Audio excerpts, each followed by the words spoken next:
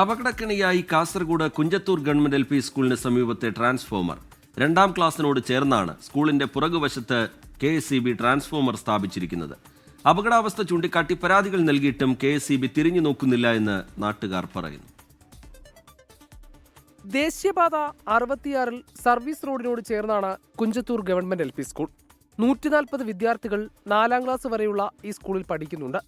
ദേശീയപാത നവീകരണത്തിന് ശേഷമാണ് സ്കൂളിന് സമീപം ഹൈ വോൾട്ടേജ് ട്രാൻസ്ഫോമർ സ്ഥാപിച്ചത്.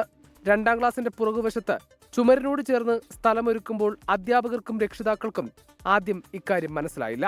3 മാസത്തിന് മുമ്പാണ് ട്രാൻസ്ഫോമർ സ്ഥാപിക്കുന്നത്. അതിന് മുമ്പ് വെറും പോസ്റ്റ് മാത്രമേ ഉണ്ടായിരുന്നത്. അപ്പോൾ നമുക്കിപ്പോൾ റോഡിൻ്റെ വർക്ക് നടക്കുന്നത് കൊണ്ട് ഇത് ഏത് ഡിപ്പാർട്ട്മെൻറ്റ് ബന്ധപ്പെട്ടതാണെന്ന് നമുക്കറിയില്ല. ട്രാൻസ്ഫോമർ സ്ഥാപിക്കുന്ന സമയത്ത് KSEB ഓഫീസറായിട്ട് ബന്ധപ്പെട്ടപ്പോൾ അവർ പറഞ്ഞ് ഇതിപ്പോൾ നമുക്ക് അവസാന സ്റ്റേജിലാണ് ഉള്ളത്, ഒന്നും ചെയ്യാൻ പറ്റൂല. ഇത് സ്കൂളിന് തീർച്ചയായിട്ടും ബുദ്ധിമുട്ടല്ല നേരിടുന്നത്. ചെറിയ കുഞ്ഞുങ്ങളാണ്, LP സ്കൂളാണ്. ഹൈ വോൾട്ടേജ് ട്രാൻസ്ഫോമർ സ്കൂളിന് സമീപത്ത് നിന്ന് മാറ്റണമെന്നാവശ്യപ്പെട്ട് നിരവധി പരാതികൾ നൽകി. അപകടമുണ്ടാവില്ലെന്ന് KSEB അധികൃതർ പറയുമ്പോഴും ഇക്കാര്യം ഉറപ്പു നൽകാൻ ആരും തയ്യാറല്ല.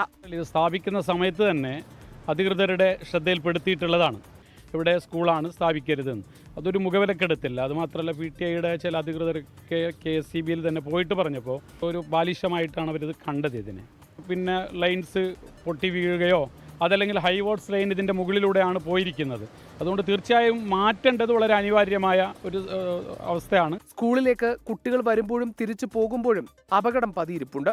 അതിശക്തമായ മഴയിൽ ഇടിയും മിന്നലും ഉണ്ടാകുമ്പോൾ അധ്യാപകരുടെ നെഞ്ചിലും തീയാണ്. അപകട സാധ്യത കണക്കിലെടുത്ത് ട്രാൻസ്ഫോമർ സമീപത്തു നിന്ന് മാറ്റണമെന്നാണ് അധ്യാപകരുടെയും രക്ഷിതാക്കളുടെയും ആവശ്യം. 24 കാസർഗോഡ്.